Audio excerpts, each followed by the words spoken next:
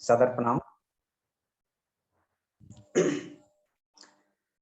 आज के इस उपजोन स्तरीय ऑनलाइन बैठक में उपस्थित परम आदरणीय कुंती दीदी एवं जितने ही बहनें आज यहाँ पर शामिल हुए हैं उन सभी बहनों को प्रणाम। परम आदरणीय गुप्ता भैया उनको ही प्रणाम। भाइयों बहनों, अभी बहुत सारी बातें यहाँ पर हुई है। मैंने बहुत सारी बातों को नोट करके रखा है, जितनी बातें दीदी यहाँ हम सबको बताई हैं। और ये संगठन से संबंधित बातों को हम लोग पिछले 1 साल से करते आ रहे हैं और इसका रिजल्ट भी काफी अच्छा आया है, लेकिन इसमें और ज्यादा रिजल्ट आने की आवश्यकता है। तो जो जो बातें बताई गई है उन बातों पर शायद हम उतना गंभीरता से नहीं ले पा रहे हैं, इसलिए शायद वहां तक नहीं पहुंच पा रहे हैं जहां तक हमको पहुंचना चाहिए। पिछले बार भी ये बताया गया था कि हमको इकाइयों का निर्माण करना है। अभी दीदी ने भी इसके ऊपर बहुत ही जोर दे करके अभी बोली हैं इकाइयों के संबंध में, और यही वो रास्ता है, यही वो राजमार्ग है जिसके माध्यम से हम अपने लक्ष्य तक पहुंच सकते हैं। और चूंकि इस बात को हम ही लोग नहीं बोल रहे हैं, इस बात को परम पूज्य गुरुदेव ने कहा है। और अभी मकर संक्रांति के दिन जो उद्बोधन हुआ परम आदरणीय डॉक्टर चिन्मय पंड्या जी का, उन्होंने भी इस बात को कई बार रिपीट किया है इकाई निर्माण के संबंध में। अब हमको करना क्या है, मैं सीधी सीधी मुद्दे की बात कर रहा हूं। हमको करना क्या है, यहाँ पर जितने भी बहनें जुड़ी हुए हैं, जितने भाई जुड़े हुए हैं, सभी जगदलपुर उपजोन, जगदलपुर और कोंडागांव दोनों उपजोन के भाई बहन यहाँ पर उपस्थित हैं। और जहां पर जिस ब्लॉक से नहीं जुड़ पाए हैं वहां से यदि बहनें जुड़े होंगे तो वो भी इसको गंभीरता से लेंगे। यदि हमको इकाइयों का निर्माण करना है तो हम ये ना देखें कि हमारे ब्लॉक में या हमारे ब्लॉक में कितने गांव में गायत्री परिवार है, कितने गांव में नहीं है, या ब्लॉक में गायत्री परिवार है कि नहीं है, ये नहीं देखना है। हमारा काम है, सबसे पहला काम उस ब्लॉक का सूची निकालना। सूची कैसे निकलेगा?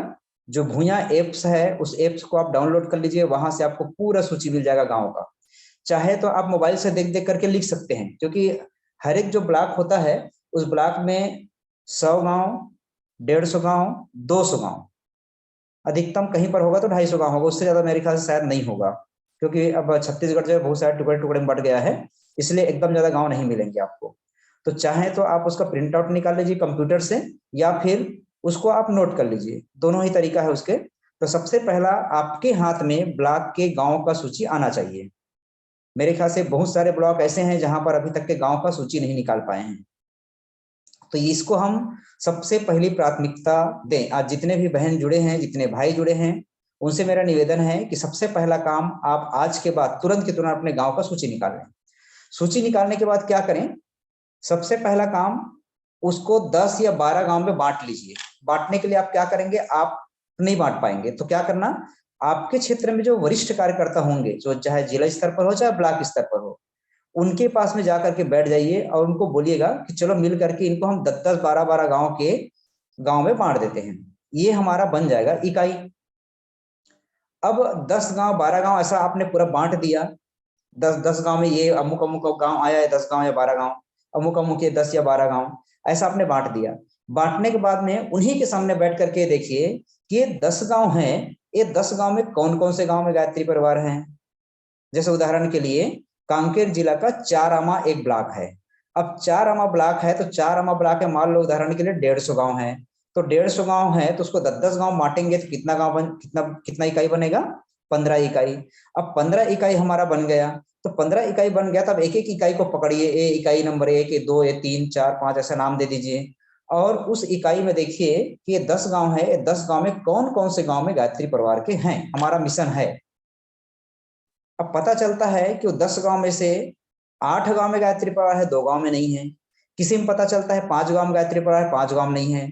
कहीं पर पता चलता है कि 10 के 10 एक भी गांव में गायत्री परिवार के नहीं है। तो हमको क्या करना पड़ेगा? मान लो आजू बाजू के 2 इकाई में गायत्री परिवार है, एक इकाई ऐसा है जिसमें एक भी नहीं है, तो आजू बाजू जो इकाई है जिसमें गायत्री परिवार है, उनको मिल करके उस गांव के लिए काम करना है। मान लो कोई इकाई है जिसमें 5 गांव में गायत्री परिवार है, 5 गांव नहीं है, तो क्या करेंगे? वो 5 गांव के भाई बहन हैं, वो पूरा पूरा फोकस कहां पर करेंगे? वो 5 गांव में जिसमें नहीं है उसको पूरा फोकस करेंगे। परम पूज्य गुरुदेव ने इसको कहा है 10 गांव का जागीरदार। जागीर माने हमको 10 गांव में ही काम करना है, ये मान करके चलना है कि 10 गांव मेरा है, ऐसा हमको मान करके काम करना है। अभी मकर संक्रांति के दिन भी डॉक्टर साहब ने इसी बात को बोले हैं कि 10 गांव में ही आपको काम करना है, आपको इधर उधर भागने की जरूरत नहीं है। 10 गांव में यदि हम उसको फोकस करके यदि हम काम करेंगे तो हमारा एक भी गांव खाली नहीं जाएगा, और जिस जिस जिस इकाई में बिल्कुल भी नहीं है उसको हम सब लोग मिलकर के प्रयास करेंगे। तो इस तरह से सबसे पहला काम ब्लॉकों का सूची, दूसरा उसको इकाई का निर्माण करना है 10 या 12 गांव का। उसके बाद जितने भी आपने इकाई बनाया उस इकाई में से मान लो 10 गांव है, उसमें देखिए कि जिस गांव में ज्यादा गायत्री परिवार के हैं उस गांव को आप इकाई ग्राम बना, जैसे मान लो उदाहरण दिया मैंने चारामा, अब चारामा के आसपास का देख लीजिए, चारामा बड़ा जगह है तो हो सकता है चारामा में 2 इकाई भी बन जाए, है ना। तो वहां पर या चारामा के कुछ मोहल्ला को भी आप गांव में गिनती कर सकते हैं, ऐसा कर सकते हैं। तो देखिए अब उसमें से आप क्या करेंगे, जिस गांव में ज्यादा गायत्री परिवार के हैं उस गांव को आप इकाई ग्राम बना दीजिए, और उस 10 गांव में से जो व्यक्ति सबसे ज्यादा सक्रिय है, चाहे वो बहनें हो या भाई हो, उनको उस गांव का इकाई प्रमुख बना दीजिए। उसको हम दूसरे भाषा में बोल सकते हैं, इकाई समन्वयक भी बोल सकते हैं, या इकाई प्रमुख बोल सकते हैं, सह समन्वयक भी बना सकते हैं, 1 या 2 बना सकते हैं, ऐसा भी कर सकते हैं। तो पहला काम क्या करेंगे, इकाई निर्माण करने के बाद में एक इकाई गांव बनाना है और एक इकाई प्रमुख बनाना है, उसमें 1 या 2 भी बना सकते हैं। अब उसमें देखिए मान लीजिए आपका 10 गांव है, 10 गांव में कौन कौन से गांव में मंडल बना हुआ है। मंडल मतलब प्रज्ञा मंडल, युवा मंडल, महिला मंडल, ये सब मंडल है हमारे। ये मंडल जो है गायत्री परिवार, जो आज 16 करोड़ का गायत्री परिवार है, 15-16 करोड़ का, उस गायत्री परिवार का प्रमुख इकाई यदि कोई पूछे तो क्या है, वो हमारा प्रज्ञा मंडल है, महिला मंडल है, युवा मंडल है, वो हमारा इकाई है। कभी भी देखे होंगे आप शांति कुंज से कोई जानकारी मांगते हैं तो प्रज्ञा मंडल, युवा मंडल, महिला मंडल, इसी की जानकारी ज्यादा मांगते हैं। क्यों? क्योंकि वो हमारा प्रमुख इकाई है। तो हमको ये ध्यान देना है कि हमारे 10 गांव में पूरे पूरे मंडल की स्थापना हुआ है कि नहीं हुआ है। हर गांव में कोई ना कोई मंडल होना चाहिए, चाहे महिला मंडल हो, युवा मंडल हो या प्रज्ञा मंडल हो। तो ये यदि निर्माण नहीं हुआ है तो इसको भी आपको करना है। क्यों क्यों जरूरी है ये? जैसे अभी दीदी बता रही थी ना कि हमको ही पंजीयन करना है। पंजीयन में किसका पंजीयन करना है? सबका, हम सबका बोलिए, हम सबका, जितने आज जुड़े हैं सबका, चाहे वो वरिष्ठ हो चाहे कोई हो, सबका पंजीयन उसमें करना है, ये बात दीदी बोली। वैसे ही जितने भी मंडल है हमारा, हर परिजन जो है कोई ना कोई मंडल से जुड़े होना चाहिए।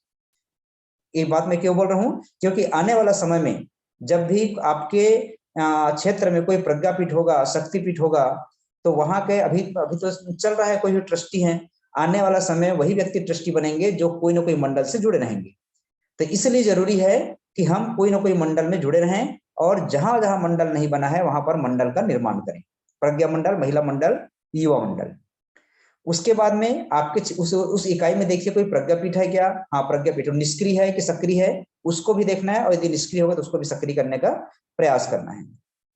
अब दूसरी बात, आपका गांव का लिस्ट आ गया, आपने इकाई का निर्माण कर लिया, इकाई प्रमुख भी बना लिया, इकाई प्रमुख गांव भी बना लिया, प्रज्ञा मंडल का निर्माण भी करना चालू कर दिए। अब क्या करेंगे, जितने भी इकाई के प्रमुख है, समन्वयक, सह समन्वयक जो भी बने हैं, उन सबका एक ग्रुप बनाएंगे, और वो ग्रुप जो है ब्लॉक का ग्रुप बनेगा। मतलब ब्लॉक का जो समन्वय समिति है, उस समन्वय समिति में जितने भी इकाई प्रमुख है वो उसके सदस्य रहेंगे।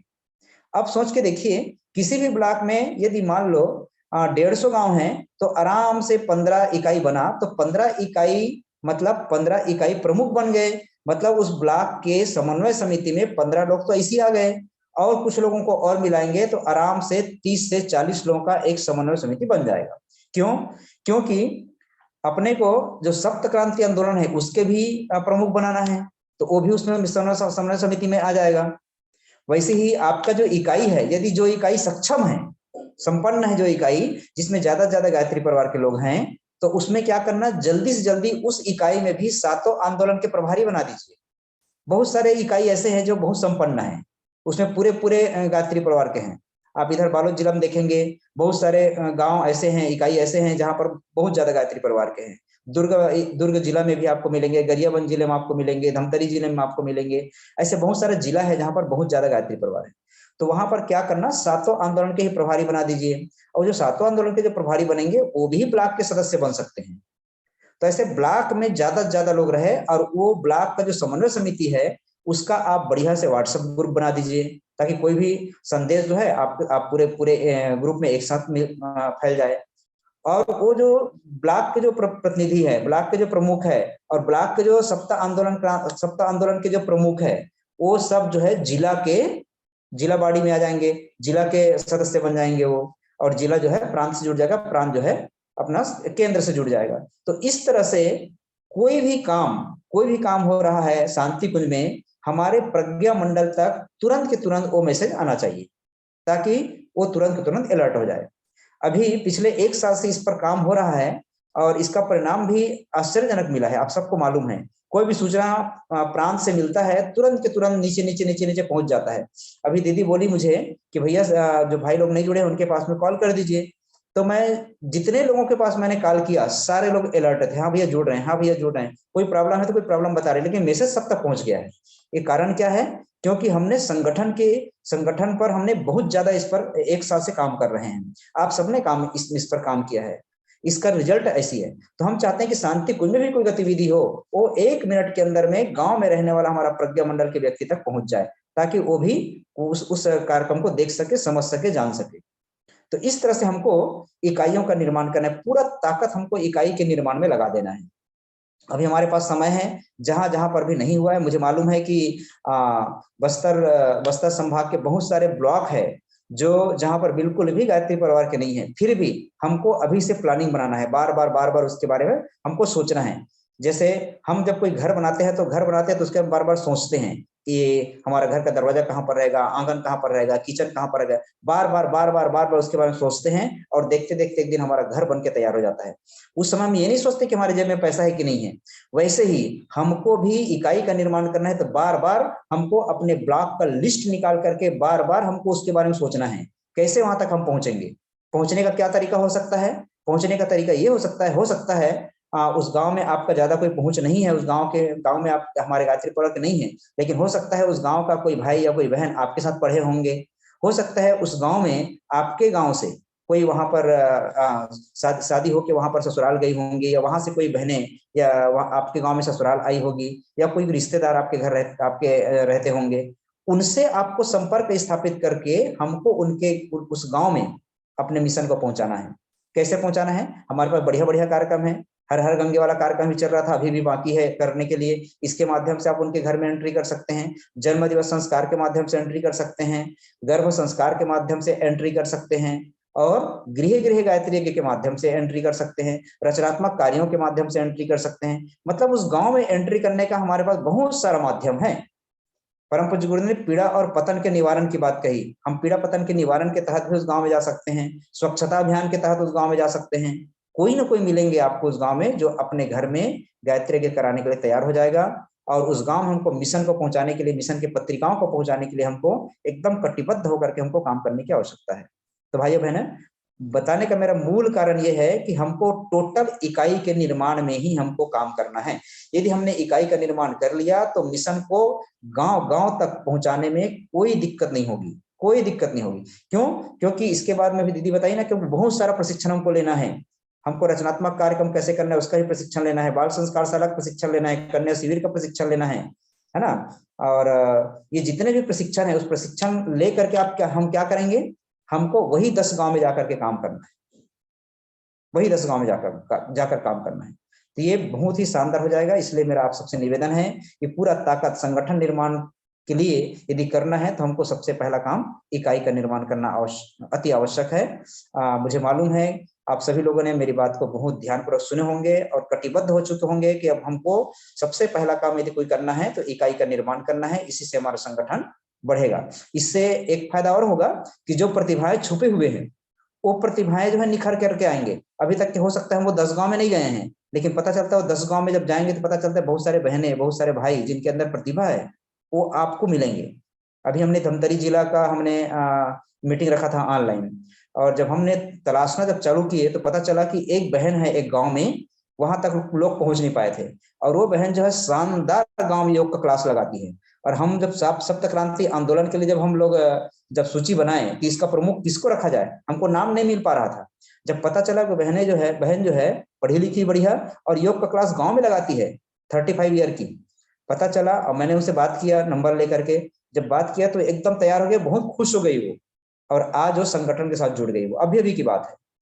तो ऐसा जब हम इकाई का निर्माण करके वहां तक जब पहुंचने की कोशिश करेंगे तो हमको बहुत सारे प्रतिभाएं और मिलेंगे हमारे संगठन के लिए, और वो संगठन के लिए काम करेंगे, वो 10 गांव के लिए काम करेंगे। तो भाइयों बहनों, हम सबको मिल करके इकाई निर्माण में हमको काम करना है और संगठन को मजबूत करना है। इसी के साथ बहुत बहुत धन्यवाद।